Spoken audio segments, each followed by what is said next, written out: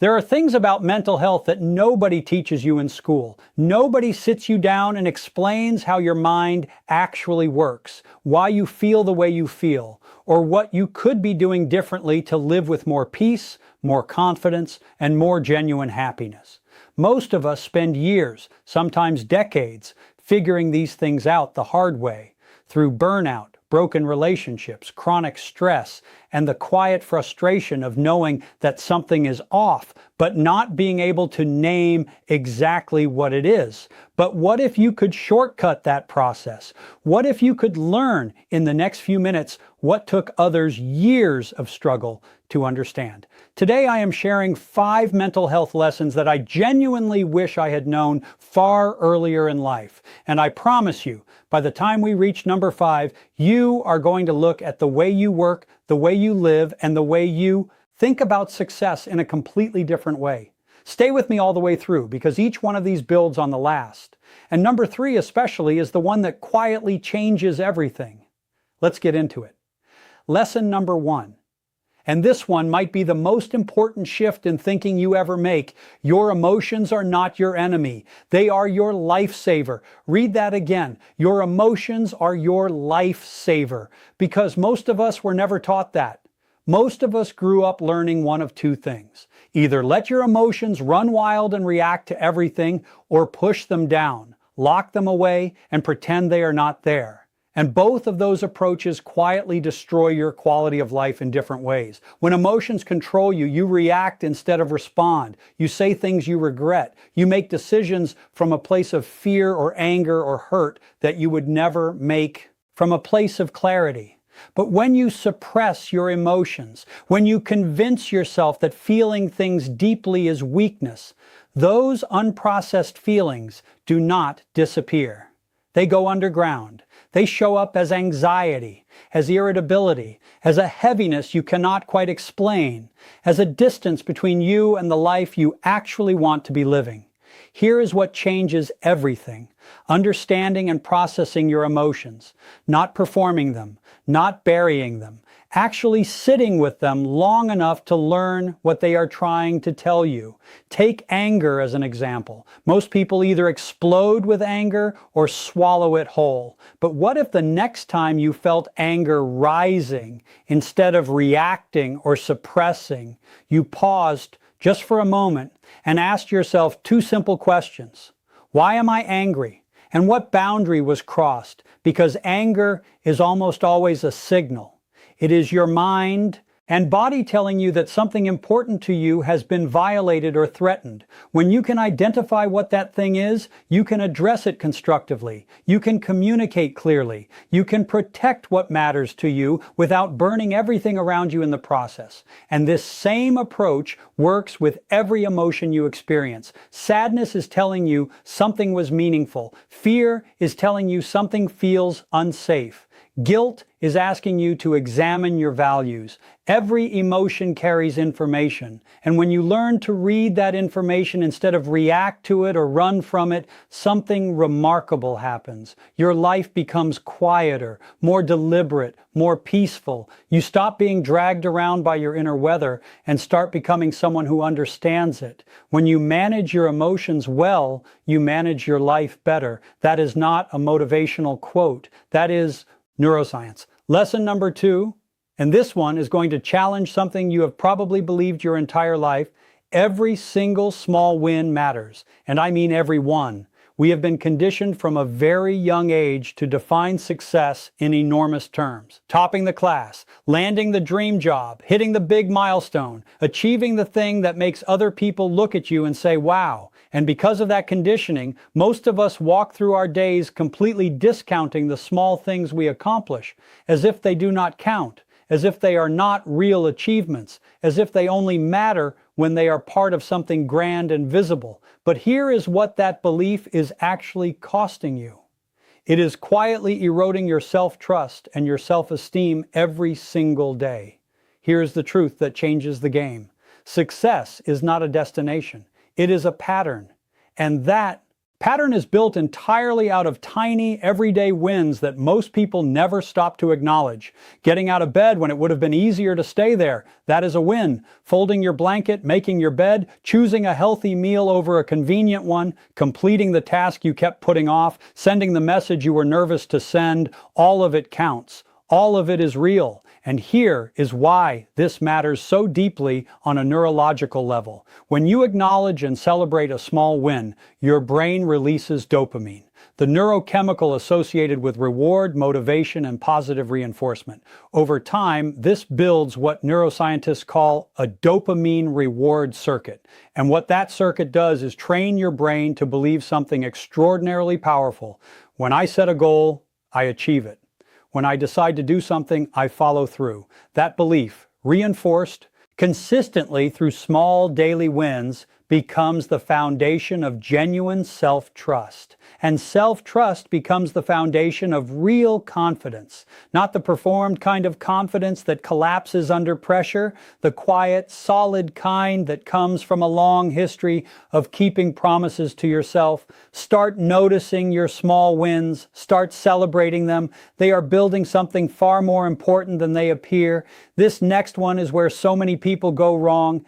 And it is the difference between people who build lasting habits and people who stay stuck in the same cycles year after year. Lesson number 3, consistency will always, always beat intensity. Let me say that again because it is worth letting it land fully. Consistency will always beat intensity. Habits are not built by doing something extraordinary occasionally. They are built by doing small things regularly. And most people have this completely backwards. They go all in for a week, burn out completely, fall off entirely, feel like failures, and repeat the cycle indefinitely. An intense workout session once every 2 weeks will not build fitness. Studying for 10 hours one day after ignoring it for a month will not build knowledge. Big sporadic efforts create temporary results at best. Consistent small actions create permanent change, always. Here is the neuroscience behind why this is true, and it will make you think about your habits very differently.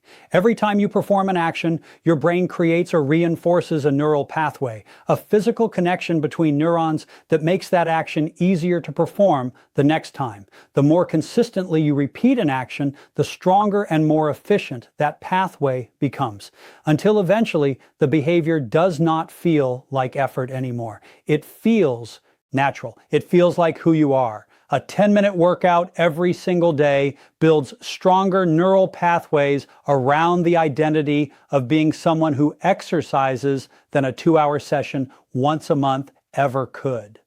Because consistency is not just about the physical output. It is about the signal you are repeatedly sending to your brain about who you are and how you operate. Over time, when you have a healthy stack of consistent habits, something almost magical begins to happen. Success and happiness stop feeling like things you have to chase. They start feeling like natural byproducts of simply being you. Do not pursue intensity. Pursue consistency. Small things done every day, compounded over time. That is where transformation actually lives. Now, this next lesson is one that most people misunderstand completely, and that misunderstanding is silently running their health into the ground. Lesson number 4.